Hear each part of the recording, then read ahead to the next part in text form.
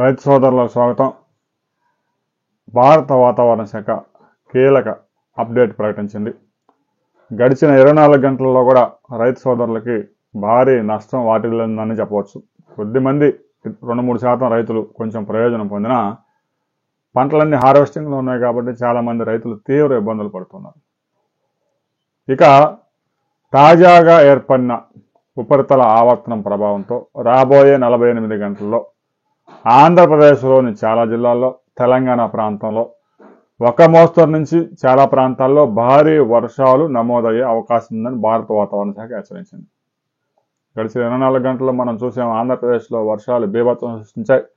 తెలంగాణలో వడగళ్ల వాన అనేక పంటల్ని నాశనం చేసింది.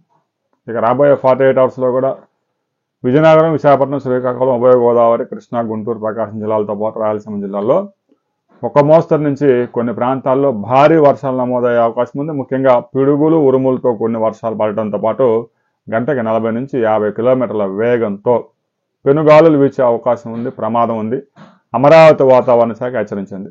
పిడుగులు, ఉరుములు వచ్చే సమయంలో ఎట్టి పరిస్థితుల్లో చెట్ల కిందకి మాత్రం పోవద్దు. హార్వెస్టింగ్ చేసిన పంట తడవకుండా చూసుకోండి. గతంలో మనం చాలా వీడియోల్లో కూడా చెప్పడం జరిగింది. ఎప్పుడు ఏ సమయంలో వర్షం విరుచుకుపడుతుందో తెలియదు కాబట్టి ఏదైనా పంట హార్వెస్టింగ్ చేసిన తర్వాత దాన్ని మార్కెటింగ్ చేసుకునే వరకు జాగ్రత్తలు పాటించండి. తడిసిందంటే కష్టం, ప్రభుత్వాలు ఆదుకునే పరిస్థితి కూడా కనిపించడం లేదు.